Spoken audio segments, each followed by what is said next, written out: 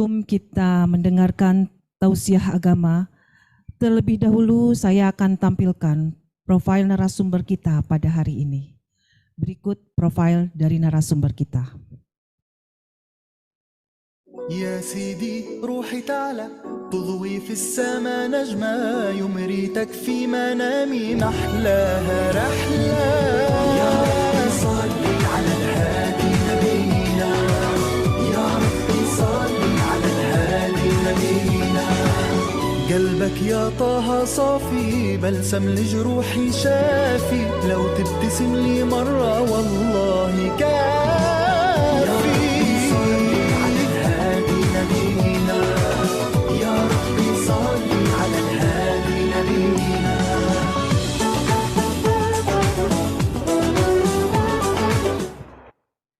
Baiklah, sebelum acara dimulai, selamat bergabung Ibu Reni Yudi. Baiklah, tanpa berlama-lama kepada Gus Hamim, dipersilahkan. Bismillahirrahmanirrahim. A'udzu billahi minasyaitonir rajim. Bismillahirrahmanirrahim. Alhamdulillahirabbil alamin wa bihi nasta'in wa umurud dunya waddin. Wassalatu wassalamu ala asrafil anbiya'i wal mursalin, amma ba'du. Alhamdulillahirabbil alamin. Pada hari ini, pada pagi ini yang dirahmati Allah, kita semua diberikan kesempatan untuk bisa mengkaji bersama, mengaji dan mengkaji perkara-perkara agama. Insya Allah diberkahi semua, ibu-ibu semua ini di BNI.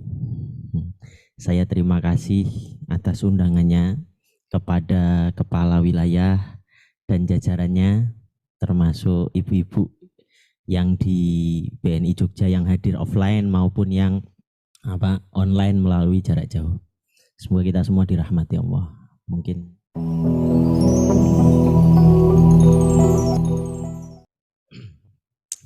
jadi pertama-tama kita ini mengkaji tentang Islam itu ada beberapa bab, di antaranya tentang yang kita implementasikan tentang hak dan kewajiban seorang istri atau seorang perempuan ketika dia telah menikah. Surga itu sudah berpindah hak ketika terjadinya akad. Qabil tu wa nikah bil makhril mazkur nakdan, maka seketika yang tadinya seorang haknya atau dosa-dosanya kalau seorang perempuan itu kepada bapaknya, bahkan ketika ibaratnya keluar tanpa izin kepada bapaknya, bisa langsung dipindah alihkan kepada suaminya. Nah, terkait hal tersebut maka ada hak-hak dan kewajiban seorang istri dengan suaminya. Maka misal, slide-nya digeser. Nah, ciri-ciri perempuan solehah itu ada satu, qanitat. Itu menurut Quran surat An-Nisa tadi yang dibacakan ayat 34, itu di mana sangat patuh menjalankan perintah-perintahnya. Maksudnya perintahnya bagaimana? Perintahnya yang dimaksud adalah yaitu bertakwa kepada Allah Subhanahu wa taala, yaitu menjalankan perintahnya dan menjauhi larangannya. Di mana perintahnya misalnya seorang istri ini adalah taat kepada suami, ketika mau keluar rumah pun itu harus izin kepada suami. Jadi mungkin ada misalnya, saya mau ada pengajian atau bahkan mungkin misalnya Senin Kemis pun puasa. Itu jika suami ingin meminta jatah, kok di waktu siang hari itu tetap harus dibatalkan. Kecuali itu perkara-perkara yang wajib. Nah, itu tidak diperkenankan. Tetapi jikalau suami itu bahasanya itu kepingin berhubungan di siang hari dan kita sedang berpuasa, maka kita boleh untuk membatalkan, bahkan wajib untuk membatalkannya. Nah, itu diantara kewajiban-kewajiban seorang istri. Terus yang kadang di era sekarang ini misalnya kita mau keluar rumah, ada pertemuan ini, mungkin meeting atau mungkin acara organisasi, itu wajib untuk kita izin kepada suami. Seandainya pun suami tidak mengizinkan, maka kita tidak boleh keluar sebagai seorang perempuan. Karena apa? Karena haknya ketika keluar rumah terus kok berbuat dosa, maka suami juga kena imbasnya, kena dosanya. Karena ketika setelah akad nikah itu, maka perlimpahan haknya dari seorang laki-laki kepada laki-laki lain, yaitu suaminya, dari bapaknya kepada suaminya. Sehingga kalau sampai di luar melakukan hal dosa, ikhwal dosa, maka itu telah berpindah kepada suaminya. Makanya suaminya bertanggung jawab penuh. Makanya apa? Surganya seorang anak laki-laki itu di bawah telapak kaki ibunya. Tetapi surganya seorang istri ya di keridhaan suaminya. Jadi syarat seorang istri solehah atau masuk surga itu diantaranya apa? Tadi menjalankan perintahnya itu hak-hak Allah, seperti halnya sholat, terus puasa Ramadan, itu adalah hak-haknya. Apabila sudah menjalankan itu sudah terkategori sebagai orang yang masuk surga. Ditambah ada hak-hak suami. Jika hak itu selesai dengan Allah tetapi hak suami tidak selesai, maka mencium bau surganya pun tidak diperkenankan. Yang kedua, shadiqat. Itu perkataannya jujur dan benar kepada diri sendiri, kepada Allah Subhanahu wa taala, dan sesama manusia. Maksudnya gimana? Misalnya bersosialisasi. Selalu jujur, kecuali jujur ini diperkenankan bohong kecuali 3 hal dalam Islam. Pertama apa? Pertama, hal tentang siasah perang. Contoh, masa di siasah perang ditanya tentang pasukannya ada di mana? Terus dia jujur, ada di sana, ya dibunuh, selesai. Maka apa? Maka hal seperti itu boleh tidak jujur. Kedua, merukunkan seseorang yang sedang bertikai. Contoh, ketika pada zaman Rasulullah itu Sayyidina Umar dengan Sayyidina Ali radhiyallahu an itu pernah suatu ketika diem-dieman. Ada berbeda pendapat, saling silang, akhirnya diem-dieman. Lalu Sayyidina Ali radhiyallahu an mendatangi Sayyidina Abu Bakar As-Siddiq. Lalu menyatakan, kamu dapat salam dari Sayyidina Umar. Padahal nggak dapat salam. Kamu dapat salam, ini dapat hadiah dari Sayyidina Abu Bakar. Padahal nggak dapat hadiah dan nggak dapat salam, itu kan berbohong. Tetapi bohong untuk merukunkan, nah itu boleh. Jadi dalam hal ini ketika shadiqat itu ketika kita mau berbohong karena ada hal ikhwal yang lebih maslahat, itu boleh. Tetapi kalau tidak ada hal ikhwal maslahat, punya kepentingan nafsu sendiri, ya itu yang nggak boleh. Maka dibolehkannya kita berbohong atau berdusta hanya dalam perkara tersebut. Terus apa? Jujur kepada hak suami, atau misalnya ada kebutuhan, ya jujur aja. Karena kadang saya mau ngasih ke orang tua, tetapi nggak enak kalau nanti selalu ngomong soal, justru malah nggak boleh. Jadi ketika kita mau ngasih jatah kita mungkin bulanan seorang istri, mau dibagilah kepada orang tua, keluarga atau siapapun, itu wajib untuk ngomong ke suami, izin ke suami.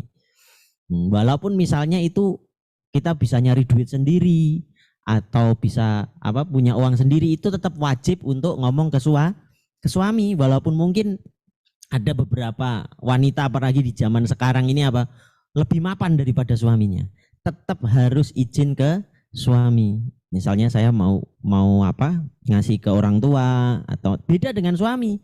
Kalau suami ketika dia ngasih sesuatu ke ibunya, ke saudaranya, itu tidak ada kewajiban untuk pamit ke istri. Nah, terkait dengan itu, maka ada kejujuran di sini. Mungkin slide selanjutnya. Ya.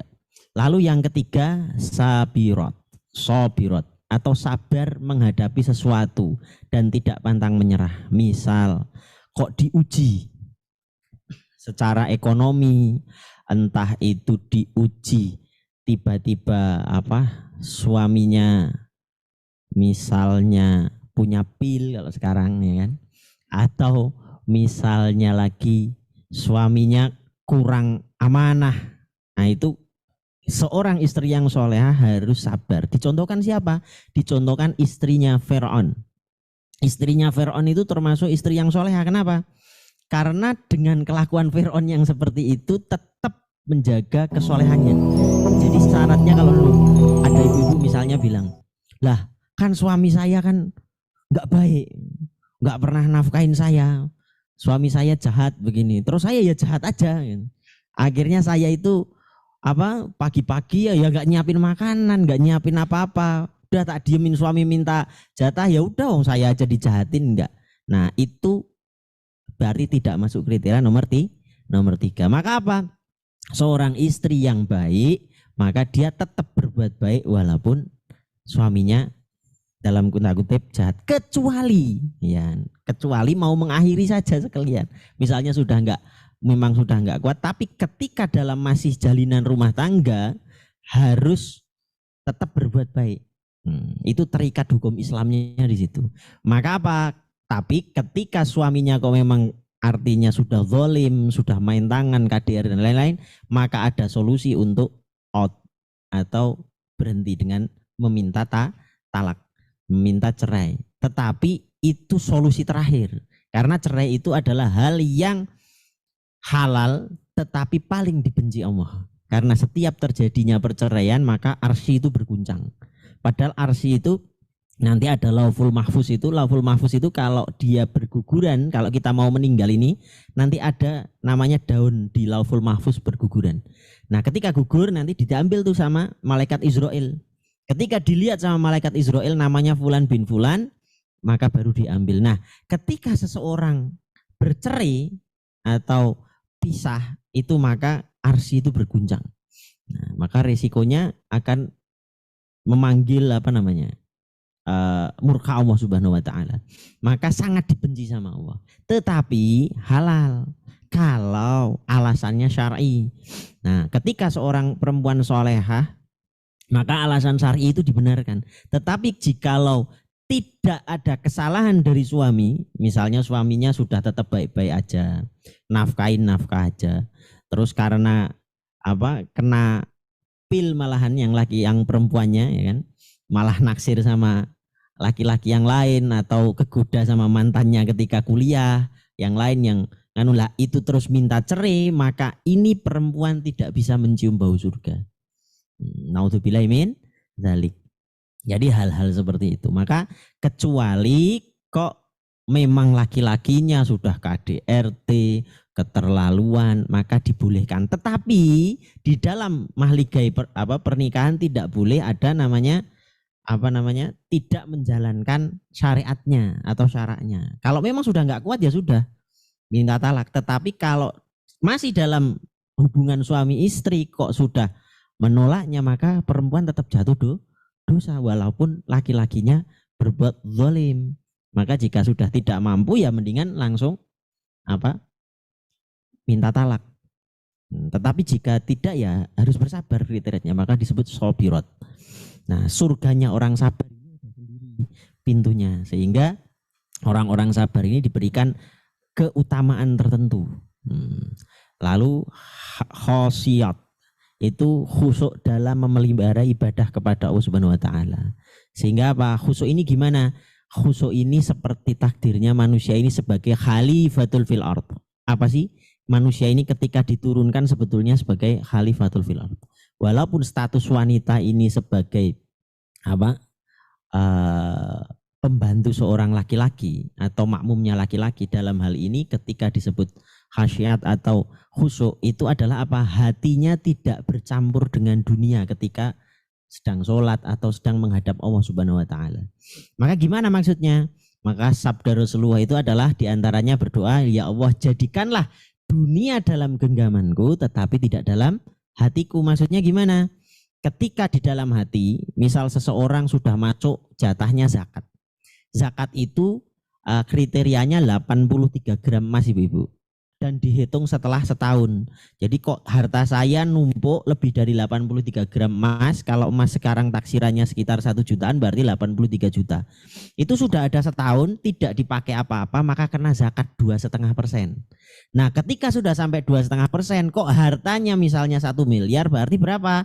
25 juta kita wajib untuk mengeluarkannya. Dunianya di dalam hati. Akhirnya gimana? Kayaknya lumayan ini buat investasi yang lain. Sayang banget 25 juta langsung tak bagi-bagikan. Mungkin kalau dihitung pakai rumus apa, ROI ini kalau nanti di bank ini wah kayaknya kalau sudah setahun depan mungkin lebih. Bisa masih untung ini. Apa sekitar 10%, 20% lah, lumayan lah. 25 juta daripada kan tak keluarkannya tahun depan. Akhirnya enggak dikeluarkan, tahun depannya lagi lebih sayang lagi, tambah banyak. Enggak dikeluarkan. Akhirnya apa? Berdosa. Maka apa yang dimaksud? Jadi orang kaya tidak dilarang sama Islam, tetapi yang dilarang masuk ke hati. Sehingga apa? Ketika masuk ke hati, kecintaannya kepada dunia menjadi sangat berlebih. Makanya Sayyidina Ibrahim alaihissalam disuruh nyembelih Ismail. Kenapa?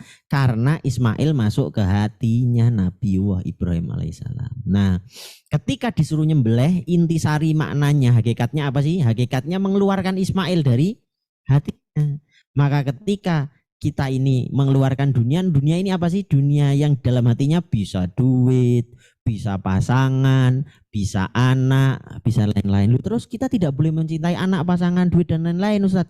Enggak begitu maksudnya. Jadi ketika kita mencintai sesuatu karena Allah, contoh kalau seorang laki-laki dia menafkahi istrinya karena apa? Karena Allah memerintahkan untuk menafkahi istrinya. Sama ketika seorang istri tadi mengabdi ke suami karena bukan takut suaminya, bukan karena cintanya ke suaminya dulu, tapi cintanya ke Allah, maka Allah perintahkan untuk mencintai suaminya. Cintanya ke Allah, maka Allah perintahkan mencintai anaknya. Cintanya ke Allah, maka ketika dia pun bekerja atau jadi wanita karir, keluarnya apa? Saya membantu suami karena perintah Allah. Sehingga apa? Setiap keringat yang tertetes, setiap capek lelah yang dia lakukan, maka berpahala. Bahkan melebihi dalam sabda Nabi itu seseorang wanita yang mengabdi di dalam keluarganya, ibadahnya itu misalnya bikinin teh aja dan dia menunggu, ya ini yang jarang nih Ibu. Kalau pengen dapat ibadah apa? Umroh, haji, tamaman secara sempurna walaupun tidak pergi haji ke sana apa? Misalnya seorang laki-laki sedang apa? Makan, menyajikan makanan, ditungguin. Itu sudah dapat pahala Ibu. Jadi ketika suaminya walaupun capek-capek ini, waduh dah wanita karir capek-capek bikinin masakan, disajikan, kalaupun tidak bisa bikin masakan beli misalnya, tapi ditungguin, terus misalnya suaminya baru pulang, entah itu capeknya apa, ditungguin sambil diajak ngobrol, diajak apa biar tersenyum dan lain, itu pahalanya seperti haji dan umroh tamaman, sempurna. Padahal harus keluar berapa kalau haji umroh sekarang ya? Kalau plus itu sudah 300 jutaan. Nah ini alhamdulillah. Jadi ibu-ibu ini dapat sebetulnya apa ya, keutamaan itu banyak ketimbang laki-laki. Kalau mau masuk surga itu, kalau laki-laki syaratnya banyak. Kalau ibu-ibu cuman sholat, puasa, ya kan? Kalau memang dia wanita karir dan punya hak zakat ya zakat, sama apa? Sama mengabdi sama suami. Itu sudah langsung masuk surga, jalan tol. Nah, pasti biasanya kalau membahas agama Islam ini nanti biasanya apa namanya terkait lah itu, kalau seperti itu orang perempuan itu jadi orang nomor 2 terus. Enggak ibu-ibu, karena apa? Karena di Al-Quran sendiri tidak ada Quran surat Rijal, adanya Quran surat An-Nisa. Berarti apa? Allah ini sudah mengangkat derajatnya sangat tinggi. Bahkan ketika kalau kita bandingkan nih yang sensitif ya, kan biasanya kita sensitif itu kalau di Islam itu, kalau bahkan di dunia barat itu Islam ini agama kawinan, poligaminan kan gitu kan. Nah tak kasih jurus Bu, kalau nanti suaminya minta kawin tak kasih jurus, ini dalilnya ada. Nah ini biasanya nanti yang dicatat nih, wah ada jurus ternyata ngelak sama suami kalau ditanya mau poligami.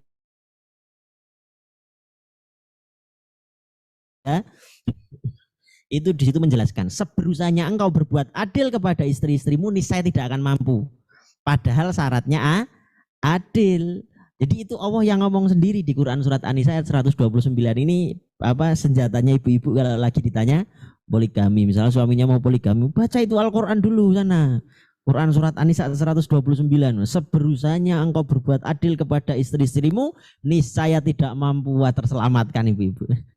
Enggak jadi di poligamia ya. Jadi itu, maka kenapa terjadinya poligami ini? Nah, bahas sedikit nih buat bekal ibu-ibu. Sebetulnya bukan nambah. Karena pada saat itu raja terus pembesar itu istrinya bisa 100, bisa 30. Iya, Nabi Sulaiman itu istrinya itu bahkan 1000. Jadi istri-istri di zaman dulu itu perempuan itu lah, ketika munculnya Islam justru dipangkas, bukan ditambah. Jadi kalau sekarang definisinya orang itu menambah, salah. Jadi Islam itu memangkas. Jadi istrinya yang 10, istrinya yang berapa 20 dipangkas. Nah, kalau sekarang malahan mau ditambah, salah, itu definisinya salah. Karena sebetulnya Islam justru memangkas. Hal-hal yang sifatnya tadinya banyak justru menjadi sedikit. Nah, jadi dari sini maka kita bisa memahami bahwa hak-hak itu Islam justru mengangkat derajat perempuan, bahkan diistimewakan dalam Quran surat An-Nisa. Nah, maka resep tadi balik lagi ke khusyuk atau mengeluarkan dunia dalam hatinya. Kalau laki-laki dan perempuan ini sudah punya dua kodrat takluknya dengan dunia ketika di dunia. Apa? Ketika Sayyidina Adam alaihissalam turun ke dunia, itu digoda dunia, digoda hal-hal yang bersifat materi, tidak mempan kalau laki-laki. Aslinya, ini fitrahnya. Tapi perempuan tidak mempan digoda laki-laki. Mempannya apa? Digoda sama duit, sama harta. Itu makanya begitu. Itu sudah dari sononya itu, dari bapak-bapak nenek moyang kita, ibu-ibu nenek moyang kita. Siapa? Sayyidina Hawa, Sayyidatuna Hawa dengan Sayyidina Adam alaihissalam. Jadi kenapa? Ketika iblis itu datang menggoda Adam, itu Khuldi. Khuldi ini tak kasih tahu sebetulnya bukan nama buah aslinya. Khuldi ini versi iblis, Bu Ibu. Dari kata Khalidina yang artinya abadi. Maka iblis ini menggoda Adam, ini buah abadi. Khuldi namanya Khalidina. Maksudnya apa? Ini kalau kamu makan ini abadi nanti di surga. Maka ini versi iblis. Tapi Adam lagi tidak goyah, digoda. Nah, godanya ke Sayyidatuna Hawa. Nanti abadi, nanti bagus, nanti begini, nanti begini. Makanya biasanya kalau marketing itu kalau promo ke mak-mak dulu. Oh, nanti promonya ini dapat persenannya sekian, ya kan? Diskonnya sekian. Nah, itu mak-mak yang kena. Kalau laki-laki biasanya di mall-mall pun itu dilihat di diskon santai aja. Tapi kalau mama lihat diskon 50%, langsung. Padahal sebetulnya harganya sudah di-up dulu. Ya, nah itu karena memang sudah dari sananya itu. Jadi iblis juga cara menggodanya begitu. Nanti dapat keuntungan privilege ini, ya kan? Dapat keuntungan persentase ini. Nah, itu udah awalnya sudah seperti itu. Nah, ketika itu ada Sayyidatuna Hawa itu langsung tanya sama Adam. Enggak apa-apa lah, coba dikit. Sama, enggak apa-apa lah, diskon mumpung diskon, enggak apa-apa dikit, enggak apa-apa dikit.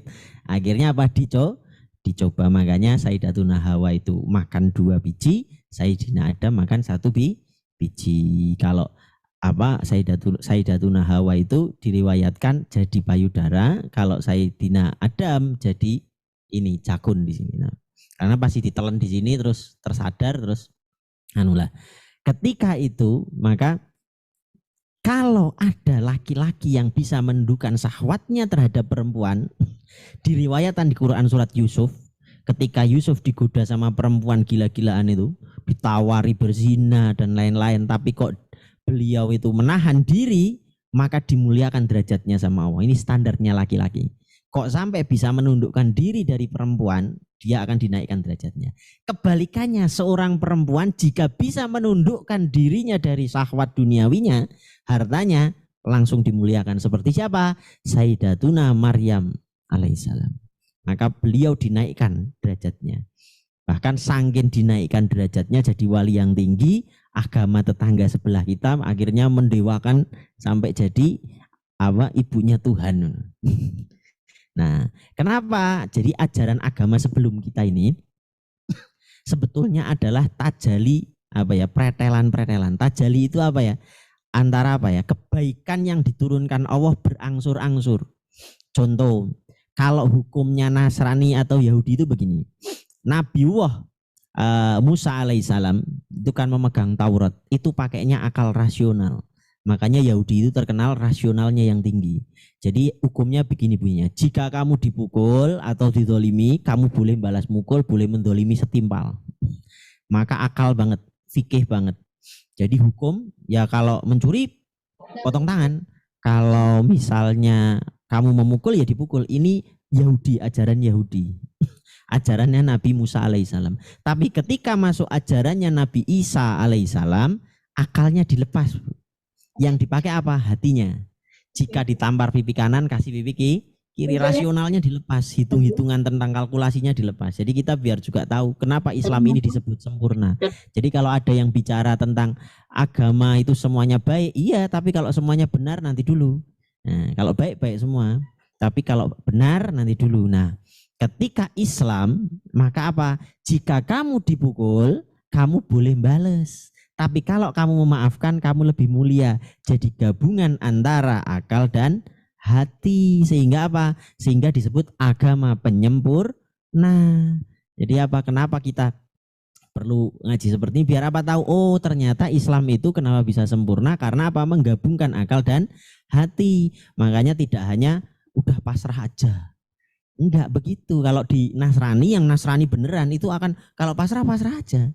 Nah kalau Yahudi otak saja, makanya Bani Israel itu otak saja, makanya yang diandalkan kepalanya saja. Makanya ada istilah kita sering dengar nih, nanti saya luruskan di Islam. Jadi istilahnya apa? Positive thinking. Nah, sering dengar ya, sering dengar dibawa sama motivator siapapun positif. Padahal kalau kita tarik ke bahasa Arab, positive thinking itu namanya husnu fikr. Nah, padahal yang diajaran Islam apa? Husnudzon, bukan fikr. Apa bedanya?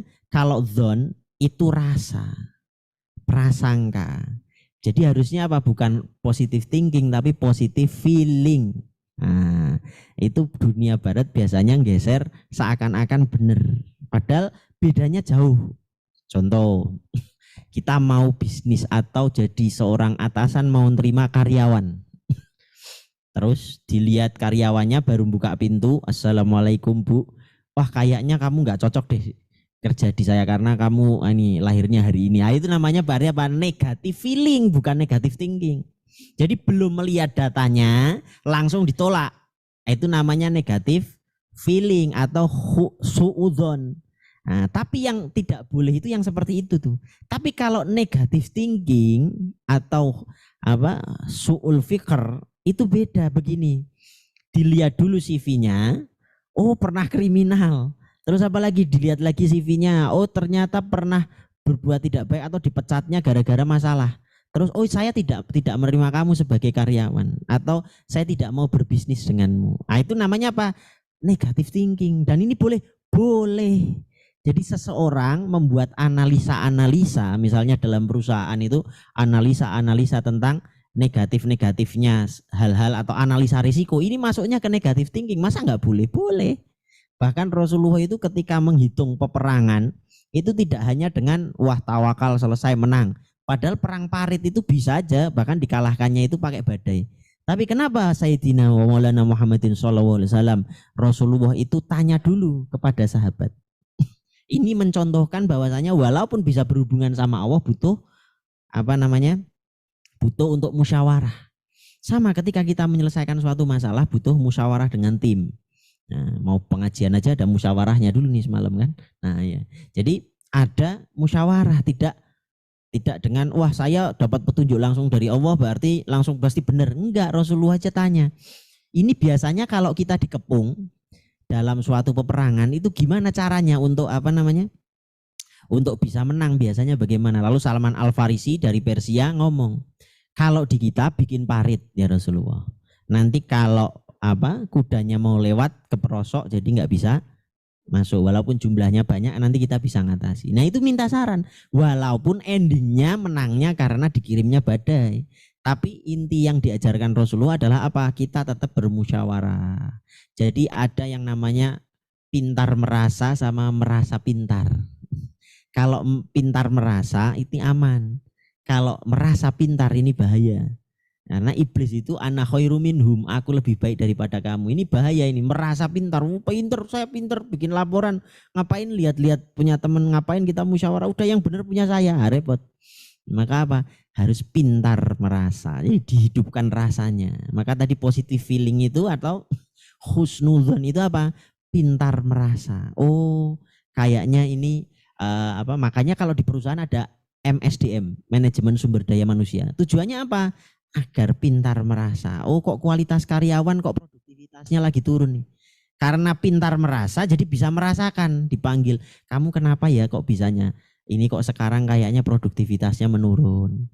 Nah, akhirnya diajak dialog. Nah, ini karena apa? Karena pintar merasa. Kalau merasa pintar, kamu kalau orang perusahaan rugi gara-gara kamu produktivitasnya menurun, udah pecat-pecat, main ngecat aja. Karena apa? Merasa pinter. Tapi kalau pintar merasa enggak. Nah, sama aplikasi implikasinya ketika seorang ibu kok dengan suami, dengan anak gimana? Kalau dia menggunakan tadi insting pintar merasa, bukan merasa pintar, akhirnya apa? Tidak pernah, kalau ibaratnya terjadi percekcokan, merasa benar sendiri, ego sendiri. Karena apa? Oh, suami saya kok bisa begitu, kenapa ya? Diteliti dulu, karena apa? Pintar merasa. Rasanya dihidupkan, kenapa ya? Oh, ternyata di kantor meetingnya lagi ribet, lagi banyak masalah. Dibawa-bawa pulang ke rumah, kok saya malah nambah masalah, ya pasti tambah ribut. Nah, tapi kalau pakai pintar merasa, lihat mukanya saja, baru datang kayaknya nih suami kusut nih. Nah, kalau saya langsung ngajak ngobrol nanti enggak nyambung malahan.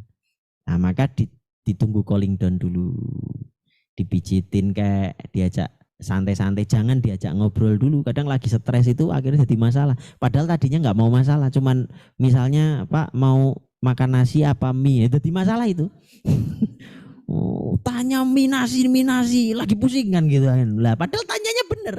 Tapi kok ibunya langsung, waduh, gimana sih kamu udah nggak cinta lagi sama saya ya? Tambah-tambah lagi akhirnya. Kok tiba-tiba saya diomelin nggak cinta lagi sama saya ya? Akhirnya nanti meloter-meloter. Karena apa? Karena ada iblis yang khusus diutus untuk menceraikan seorang suami dan istri. Karena apa? Ibadahnya ini paling panjang.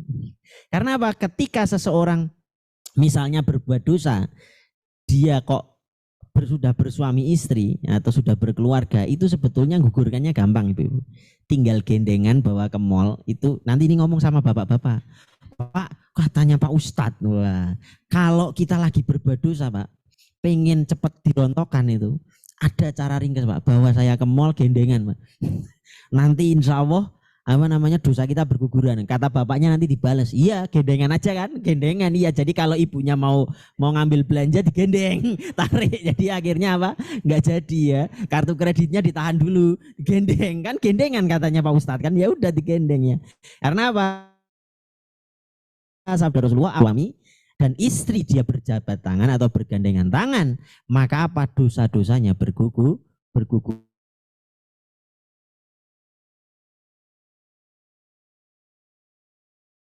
Beda dengan yang kalau yang single itu, kalau dia mau gendengan sama siapa, mau gendengan sama tukang bakso ini susah. Nah itu gendengan, kalau nggak nganu, dia harus kalau berbuat dosa harus sholat tobat dulu, harus sholat perbanyak sholat, istighfar dan lain-lain. Kalau ibu-ibu yang sudah punya suami enak, tinggal gendeng, udah dosanya berguguran. Nah, dia melayani suami tadi pahalanya haji dan umroh. Nah, makanya enaknya kalau sudah nikah begitu. 1, 2, pahala ketika sholatnya kalau masih single itu 1. Kok dia mau ke masjid terus berjamaah dikali 27 palingan. Tapi kalau sudah berkeluarga ini pahalanya 70 kali lipat. Kalau sholat di rumah. Kalau sholatnya misalnya laki-laki, kalau laki-laki ya, kalau perempuan sebetulnya disunahkan lebih utama di sholatnya di rumah. Nah, kalau laki-laki saja itu nanti tambahi 70 kali lipat ditambah dikali 27, maka fadilahnya itu iblis itu cemburu. Nah, ini gimana saya mau bikin dia dosa? Maka apa? Maka diintervensi terus nih ibu-ibu ini. Maka kalau kata seseorang itu rusaknya sebuah agama, rusaknya sebuah negara jika ibunya atau emak-emaknya ini dirusak. Ya, karena kalau ibunya dirusak, emaknya dirusak, anaknya pasti rusak. Karena apa? Lagi didik ya kan, anak kecil mau minta ke kamar mandi, ganti pampers, ganti apa, akhirnya apa? Digetak. Dia apalagi dimarahi. Sarafnya pada jebol. Karena anak-anak itu kalau lagi belum masih usia di bawah 11 tahun itu kalau digetak itu nanti sarafnya ada yang jebol di hipotalamus sama di korteknya ada yang error. Makanya akhirnya kurang kecerdasannya. Itu baru dari situ doang. Belum dari tekanan-tekanan psikis yang lain. Sebetulnya yang tertekan siapa? Yang tertekan ibunya. Maka apa yang dirusak batin ibunya dulu sama setan. Kayak tadi misalnya cuma nanyain apa? Mau makan mie apa mau makan nasi, terus si bapak terus lagi puyeng-puyengnya jawab nganu udah makan hati dulu. Karena apa? Karena si ibu ini biasanya 9 perasaan 1 akal. Kalau laki-laki 9 akal 1 perasaan. Makanya apa? Baru diketahuan langsung udah wah ini jangan-jangan sudah punya will ini. Jangan-jangan udah dibayang itu setan akan datang itu. Dengan makanya dilarang Rasulullah bersabda itu janganlah berangan-angan atau berandai-andai karena itu pintu masuknya setan. Maka muncul yang namanya sultanul khayal. Jadi khayalan itu nanti muncul macam-macam. Wah ya ini keluar padahal mungkin si bapaknya, si suami ini karena lagi puyeng aja, investasinya gagal, kemarin Covid sepi, gimana pulang-pulang lagi agak-agak suntuk, ditanyain langsung makanan, ayo kita jalan-jalan yuk ke mall gitu. Puyeng langsung, putrekin lagi pusing, kenapa ditanyain begini, padahal sebetulnya begitu. Tetapi karena tekanan sesuatu hal, keluar celetuk sedikit, langsung makan hatinya minta ampun. Nah ini baper kalau sekarang disebut bapernya minta ampun. Akhirnya apa? Setan bisik-bisikin nanti. Waswasil khannas minal jinnati wanas. Kenapa disebut minal jinnati wanas? Rasa was-was itu bisa ditimbulkan setan itu Bu. Bukan hanya setan yang nggak kelihatan, setan kelihatan juga ada. Jadi nanti habis itu curhat ke temen. Suami saya itu begini loh. Gini. Iya sama suami saya ya emang begitu. Melebar tuh akhirnya. Akhirnya tambah gedel, tambah panas. Nah, maka ketika berteman atau bersahabat, carilah yang mengademi, yang dia punya ilmu untuk ngademi, bisa membawa sakinah. Kalau enggak, wis tambah repot nanti. Jadi ketika nanti siapa temennya malah bisikinya yang aneh-aneh, ya repot. Makanya minal jinnati wanas itu setan itu dari golongan jin dan manusia. Jin yang enggak kelihatan, manusia yang kelihatan. Makanya kalau berpuasa dibilang semua setannya itu di penjara. Iya setan yang jin, yang sifat yang orang yang berpuasa setannya di penjara. Yang tidak berpuasa setannya masih jalan-jalan, masih ngomongin, masih macam-macam. Nah, maka khusyuk di sini adalah di mana kita fokus kepada Allah Subhanahu wa taala. Jadi ketika melayani suami pun itu yang dimaksud apa?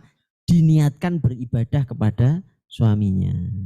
Diniatkan ketika itu beribadah itu karena Allah memerintahkan saya berbakti kepada suami, ya sudah.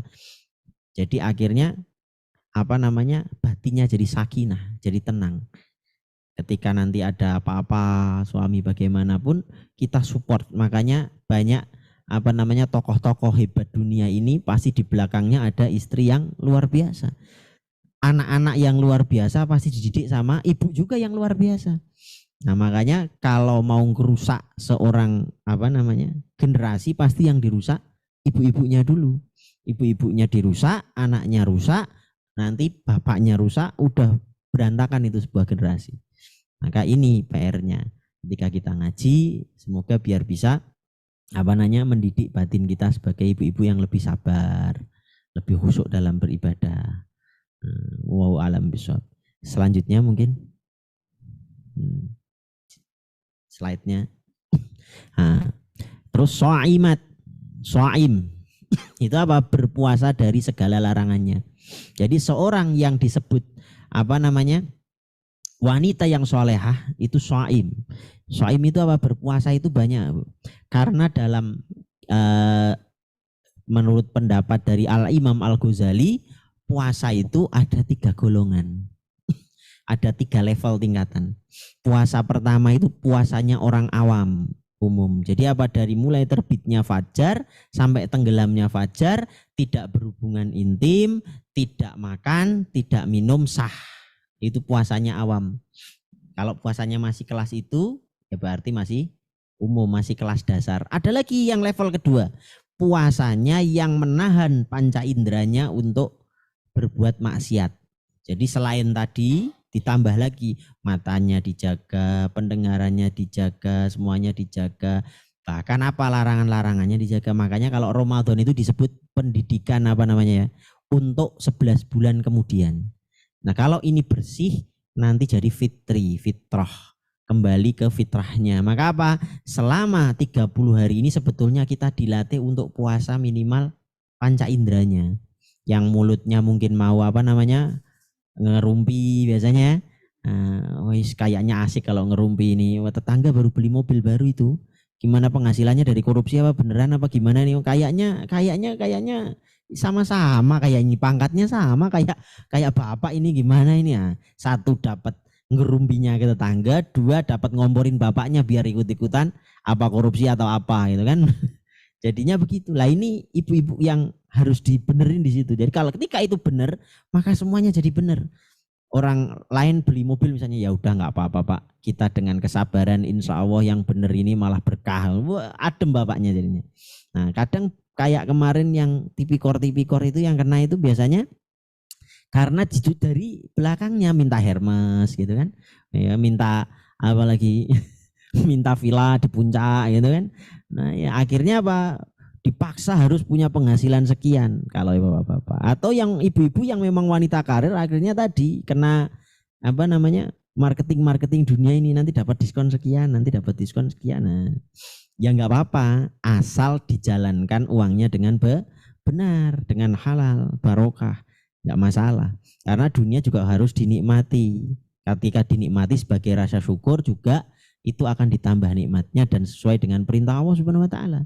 Bahkan apa nama Nabi Sulaiman alaihissalam itu terkenal kaya, tapi kayanya tadi boleh jadikanlah dunia dalam genggamanku tetapi tidak dalam hatiku. Kalau di genggaman gimana? Pos untuk ke zakat ada, ke nafkah atau ke keluarga ada, pos untuk pendidikan juga ada ke anak, untuk apa misalnya asuransi dan lain-lain bisa terkontrol. Tetapi kalau dunia di dalam hati udah nggak ada pos-posan, yang penting hasrat saya terpenuhi, sudah selesai. Wah, jadi akhirnya apa, bisa jadi mobil numpuk-numpuk tapi nggak pernah dipakai satu-satu, cuman buat gaya-gayaan aja, lifestyle saja. Nah ini yang bahaya. Makanya kalau disebut apa dunia dalam genggaman itu maksudnya berarti seperti itu. Tapi ada doa lain kalau para ulama itu, ada yang doanya seperti ini. Ya Allah, jangan jadikan aku yang mengejar-ngejar dunia, tapi jadikanlah aku yang membagi-bagikan dunia. Maksudnya apa sih? Maksudnya ya sama-sama kaya sebetulnya. Cuman yang pertama aku mengejar-ngejar dunia, berarti pengennya dunia gila-gilaan di hati. Tapi kalau yang kedua, jadikanlah aku membagi-bagikan dunia, berarti apa? Dunianya di genggaman saja. Nah ini kalau doa seperti itu, biar apa? Biar nanti justru malah diridhoi sama Allah. Nah kata Imam Al-Ghazali tadi, ada ibadahnya kalau yang soimat tadi ada yang khos. Itu khos itu khusus, yang tadi panca inderanya dipuasakan semua. Yang ketiga khos bil khos. Khos bil khos itu apa? Hatinya tidak boleh lepas dari zikir dengan Allah Subhanahu wa taala. Jadi misalnya kalau dalam kitab itu namanya khalwah bil jalwah. Kalau orang Nusantara atau kita biasanya disebut topong rame. Apa itu topong rame atau khalwah bil jalwah? Artinya apa? Bergaul tetapi hatinya tetap berkhalwah kepada Allah. Jadi tetap bercinta kepada Allah hatinya. Jadi hatinya tidak lepas dari Allah. Misalnya nih lagi jadi kerja di kantor atau sedang melayani suami tapi zikirnya masih jalan. Lah ini orang-orang seperti ini, laki-laki maupun perempuan, itu nanti akan diberikan posisi sama Allah istimewa. Sehingga apa? Ketika dia sering mengingat Allah, maka apa, sering berzikir kepada Allah, Allah itu nggak rela kalau dia ingat sesuatu selain dia. Contoh, lihat pameran mobil, terus hatinya kok pengen mobil nih. Baru mobil mau masuk, Allah langsung kirim mobil itu. Karena apa? Karena Allah itu cemburu nanti kelamaan nginget mobil. Jadi rahasia doanya biar terkabul, atau misalnya hasrat hajatnya di dunia terkabul itu apa? Kita justru mengeluarkan yang ada di dunia, yang ada di dalam hati. Nah, kadang malah sangkin pinginnya, ya Allah saya pengen suami saya jabatannya cepat naik gitu. Kok nggak naik-naik? Karena apa? Karena makin digenggam. Makin digenggam kayak kita genggam pasir, makin digenggam makin dikit dapatnya. tapi makin santai, makin banyak. Sama ketika kok kita hajatnya nggak dapat, itu justru Allah sedang ngajarin untuk rela dulu, ridho dulu. Maka apa, rukun iman keenam, qadha dan qadar, percaya qadha dan ketentuan Allah itu diridhoi dulu. Kalau sudah diridhoi di Al-Qur'an itu bunyinya begini, radhiyallahu anhu wa radhiyallahu an. Maksudnya apa? Jika kamu ridho, aku ridho. Maka apa? Kalau Allah ridho, gampang urusannya. Makanya kita ini diajari sebetulnya ibadah itu untuk banyak mencintai Allah dulu. Setelah itu baru dunia nanti kamu boleh disukai, dicintai, tapi karena Allahnya dulu. Makanya apa? Ketika kita coba perhatikan. Kalau mau makan ada doa mau makan. Mau minum ada doa mau minum. Ya kan? Doa mau makan, doa mau minum. Terus apalagi misalnya mau ke kamar mandi, ada doa lagi kamar mandi. Allahumma inni a'udzubika minal khubuthi wal khaba'ith. Terus lagi Allahumma barik lana fima razaqtana wa qina adzabannar. Mau keluar rumah ada bismillah tawakkaltu 'alallah la haula wala quwata illa billah. Artinya apa? Kita itu diajari bercinta terus sama Allah. Mau makan, ku ingat kamu. Mau tidur, ku ingat kamu, ya kan? Iya, sebetulnya cuman selama ini kadang dijadikan ritual aja. Jadi akhirnya kayak robot aja baca tapi tidak ada rasa. Nah, nanti mulai habis pengajian ini kalau kita lagi baca itu hidupkan rasanya. Sehingga nanti ibadahnya enak. Makanya itu sekarang kalau di herbal itu ada sampai beli obat kuat. Buat apa? Biar nanti durasinya berhubungan intim sama suami istri itu lama. Maksudnya apa sih sebetulnya? Karena cintanya jadi pengen durasi lama. Tapi kalau sholat kok nggak ada cintanya, makanya 2 rakaat aja udah capek. Misalnya jam 3 malam suruh sholat tahajud 2 rakaat udah kriep gitu kan. Wah, tahajud capek udah 2 rakaat aja lah. Kenapa nggak ada rasa pengen lama-lama? Seperti halnya durasi bercinta pengen lama-lama, bahkan pengen nyari obat kuat. Karena apa? Karena kita dengan Allah tidak menghidupkan cinta. Makanya seorang yang wanita soleha implikasinya gimana? Ketika beribadah hidupkanlah cinta. Sehingga ketika kita membaca Allahumma barik lana fima razaqtana wa qina adzabannar, itu ketika kita membaca maka melihat rasa syukur. Yang lain mungkin makannya susah, kita makannya bisa. Alhamdulillah diberikan makanan. Napas gratis, coba pikir kemarin kalau pas kena ada Covid itu kan, 1 tabung 700.000, berarti sebulan 21 juta kita gratis ini. Alhamdulillahirabbil alamin. Kan gitu. Jadi akhirnya cinta sama Allah, ya Allah. Coba sebulan ada orang ngasih 21 juta. Cuma-cuma. Kira-kira mau disuruh apa siap lah. Mau disuruh apa lagi siap lah. Itu baru nafas. Belum darah. Belum jantung. Mungkin di total sebulannya kita itu bisa ngabisin 500 sampai 1 miliar ini. Gratis. Nah, kira-kira ada orang ngasih, ya kan? Atau misalnya kalau yang di bank itu ibaratnya habis minjemin uang 1 miliar terus besoknya utangnya lunas Pak. Langsung udah mau disuruh ngapain saya jungkir balik di depan BNI juga siap. Saya bilang habis dikasih pinjaman 1 miliar habis itu besok dibebaskan kan langsung sujud-sujud ya. Nah sama, padahal tiap hari kita dikasih sama Allah itu gratis. Tapi kok kita nggak cinta itu? Ada tanda tanya itu. Wong dikasih misalnya bonus aja sama atasan. Kamu dikasih bonus 50 juta bulan ini. Udah langsung atasannya mau apa? Pak mau jalan-jalan mau kemana Pak? Tenang tiketnya nanti saya kasih semua gitu. Tapi kita dikasih gratis sama Allah. Disuruh ibadah misalnya kok sholat wajibnya 5 waktu aja. Itu 5 menit, 10 menit. Untuk khusyuk saja kok susah. Kenapa? Nggak ada cinta. Nah, maka hidupkan cinta. Dari rasa apa? Dari rasa syukur dulu. Nanti kalau udah bersyukur nanti cintanya timbul. Kan kalau sudah itu nanti kita bisa melihat Allah. Melihat Allahnya gimana? Dalam ihsan itu iman, Islam itu ada ini. Rukun iman, rukun Islam, sama ihsan. Kalau iman, itu kan iman kepada Allah, percaya kepada Allah, iman kepada malaikat, nabi, kitab-kitab, hari akhir, qadha dan qadar, itu iman. Islam, syahadat, sholat, zakat, puasa, haji, iman. Lah, kalau ihsan beribadah seperti melihatmu. Jika engkau tidak melihatku, maka aku melihatmu. Nah, apa berarti menghadirkan cinta? Maka kadang kita banyak beribadah, doanya banyak, nuntut terus, tapi nggak ada cinta. Jadi bagaikan orang Itu ibu-ibu itu ibaratnya gini, bapak-bapaknya sudah kerja, bawa duit, dapat bonus 50 juta apa 100 juta atau dapat bonus 1 miliar. Nih Bu, saya dapat bonus Bu 1 miliar Bu dari kinerja yang bagus ya. Ngitung duit ibunya. Enggak dipijitin ya kan, enggak dikasih kopi, enggak dibelikan makan ya kan. Habis selesai ngitung duit main HP sambil leyeh-leyeh. Wah. Kira-kira Bu, kira-kira ya, kira-kira. Bapaknya habis itu kemana? Pasti marah sama. Nah, marahnya mungkin wah mendingan saya mau ke kafe aja lah, nggak ada opinan. Akhirnya lama-lama nongkrong di kafe, kebetan di kafe. Lama-lama dia tidak punya singgasana di rumahnya, dia cari singgasana di wanita lain. Nah, kalau dia udah dapat singgasana di rumahnya, dia mau ngelirik wanita lain, udah di rumah juga servisnya sama kayak di kafe, wah kopinya lebih sip di rumah. Akhirnya lama-lama nggak terlalu betah di luar. Karena apa? Udah capek di luar, di pekerjaan, pulang-pulang ternyata servis ibunya, servis istrinya lebih luar biasa. Akhirnya apa ya? Inilah yang disebut sakinah mawaddah warahmah. Lah bisanya begitu gimana? Karena kecintaan kepada Allah yang amat tinggi, sehingga apa? Ketika mengabdi kepada suami diniatkan memang untuk kepada Allah Subhanahu wa taala.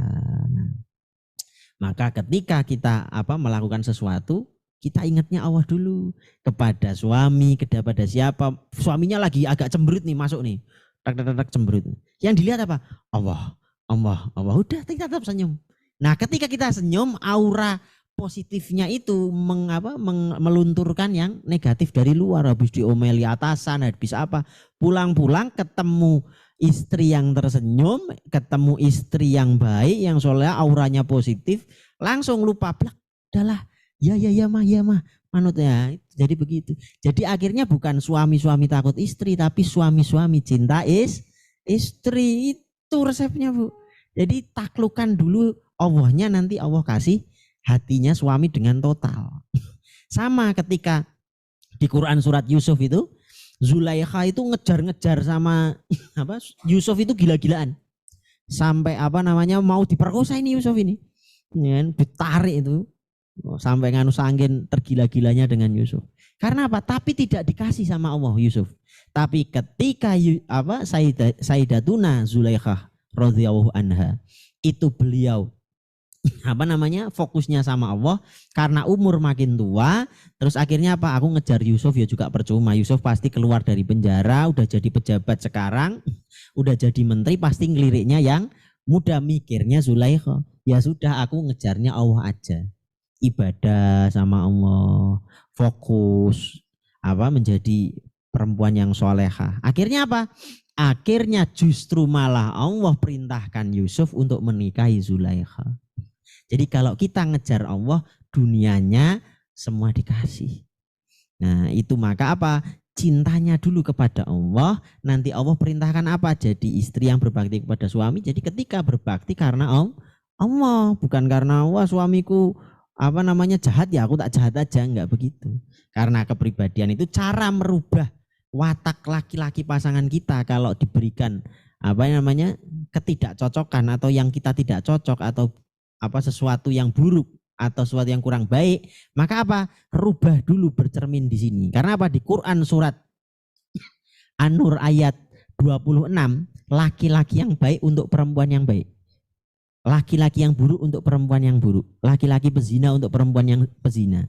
Maksudnya gimana sih? Jadi kalau ada sifat laki-laki kita nggak cocok, kita ambil air wudhu, sholat, terus ke dalam dulu, muhasabah diri. Aku punya nggak sifat kayak gitu? Misalnya laki-laki suamiku itu kok keras kepala. Coba saya keras kepala nggak ya? Laki-laki saya itu kalau dinasehatin kok ngeyel. Saya itu ngeyelan nggak ya?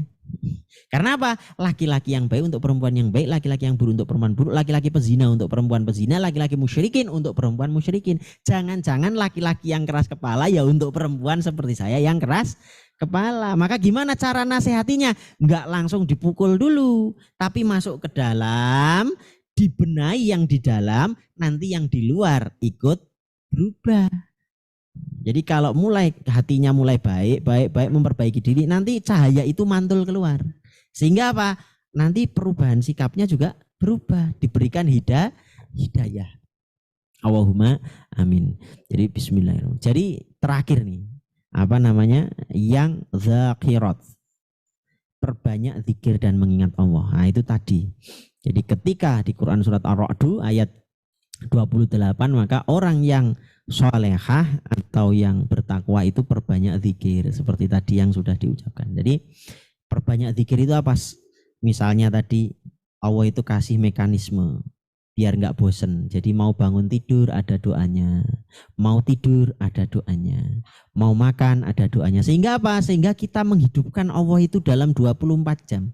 Maka di Quran surat Al-Ma'arij itu ada yang namanya sholatu daim, sholat yang berterus-terusan. Maksudnya gimana? Apakah sholatnya terus tiap hari atau tiap detik sholat terus? Lah kerjanya kapan? Bukan begitu. Tetapi apa? Sholatnya minta zikir atau mengingat Allahnya. As-sholatu zikir itu sholatlah sampai kamu ingat. Lah ketika itu puncaknya adalah sholatu daim. Jadi sehingga apa? Ingat terus sama Allah. Jadi tiap mau makan pun ingat sama Allah, mau apa ingat sama Allah. Kayak orang yang sedang kasmaran. Contohnya dulu misalnya masih muda, oh lihat seorang kekasihnya, pacarnya atau pokoknya kekasihnya, dia biasanya pakai baju warna hijau misalnya. Lah itu kok ngelihat seseorang lewat pakai warna hijau itu ingatnya sama kekasihnya. Atau dia sukanya pakai apa, motornya apa, yang suaranya agak bunyi-bunyinya gimana gitu. Wah, ada suara lain ingatnya sama dia. Nah kita sekarang ganti, apapun itu ingatnya sama Allah. Jadi ketika perbuatan seorang suami, seorang siapapun itu tetap ingatnya sama Allah, sehingga ketika di jalan, ketika apapun itu ingatnya sama Allah. Nah kalau sudah bisa menimbulkan itu, maka cintanya muncul. Kalau sudah cintanya muncul, maka ibadahnya jadi nikmat. Nah, kalau sudah ibadahnya nikmat, kata Sayyidina Ali ketika kena panah, busur panah, mau dicabut itu nunggu sholat dulu. Saya mau dicabut panahnya, tapi tak sholat dulu. Karena ketika sholat ketemu nikmatnya, lupa rasa sakitnya. Makanya sampai ada orang yang sedang kasmaran itu, sampai dia hujan-hujanan, ya kan? Enggak terasa sakit. Karena cinta itu, cintanya nggak ada, selesai itu meriang. Sama. Makanya kalau udah ngabdi sama suami, ya kan, dari pagi udah nyuci, saya udah kerja juga, misalnya jadi kepala wilayah itu ya Bu ya. Wah udah capek semaharian, nih sampai di rumah begini. Kalau nggak ada cinta pasti ngeluh. Tapi kalau ada cinta, wah nikmat, enak rasanya, nikmat. Sama udah pagi-pagi kalau yang punya anak, ya kan, wah ganti pampers, udah gitu rewel anaknya, ya kan, ngompol sekalian pampersnya bocor, ya kan, waduh ngangkat ini ngangkat itu, pembantu belum datang ini kan, wah akhirnya ngomel. Tapi kalau dengan cinta nikmat. Nah itu maka kita mengingat Allah ketika itu dengan cinta. Wallahu a'lam bishawab. Slide selanjutnya mungkin. Nah terkait dengan tadi itu ciri-ciri yang sholehah, kita juga harus waspada dengan nusyush. Nah, tadi dibaca dengan di Quran surat An-Nisa ayat 34 tadi itu, sikap durhaka yang ditampakkan di hadapan suami dengan jalan tidak melaksanakan apa yang Allah wajibkan kepadanya, yakni taat dengan suami. Contohnya misalnya menggertak suami atau intonasinya lebih tinggi. Nah itu, terus apalagi tidak menyediakan hal-hal yang dibutuhkan suami, atau membuat suami tidak ridho, atau apalagi misalnya suami mengajak hubungan intim tapi tidak mau, padahal tidak ada uzur, kecuali ada uzur sakit, terus apalagi hal-hal yang misalnya tidak disarankan dengan syar'i selain sakit, misalnya hal-hal yang lain.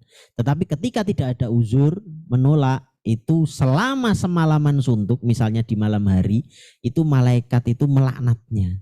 Bahkan tumbuhan-tumbuhan itu yang sama hewan-hewan itu melaknat si perempuan ini selama semalaman. Atau misalnya keluar dari rumah tidak izin sama suami, setiap langkahnya itu dikutuk, Bu, kalau bisa dengar, Bu. Jadi hewan rumput-rumputan itu pada mengutuk itu. Laknatullah alaik kan ngeri. Makanya naudzubillahi min dzalik. Maka Insya Allah ibu-ibu di sini enggak aman. Di sini. Itu sebelah sana. Sebelah sana jauh-jauh. Ya, jadi kalau keluar dari rumah itu minta izin. Bahkan kalau yang lebih ekstrim lagi mau beli gula aja ya izin. Pak, saya mau beli gula di depan.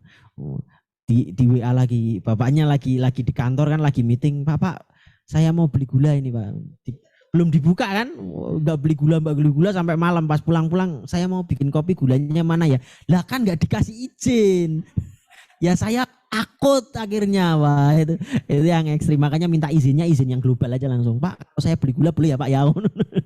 Kalau enggak nanti repot nanti. Mau beli beras itu kan izin terus nganu apa. Akhirnya pas datang suaminya, kok belum ada beras ini, mau masak apa ini lah? Bapak habisnya sih seharian nggak ngasih izin saya, repot. Maka dikasih izin global. Jadi hal-hal yang seperti itu. Wallahu a'lam bishawab. Slide selanjutnya. Ada.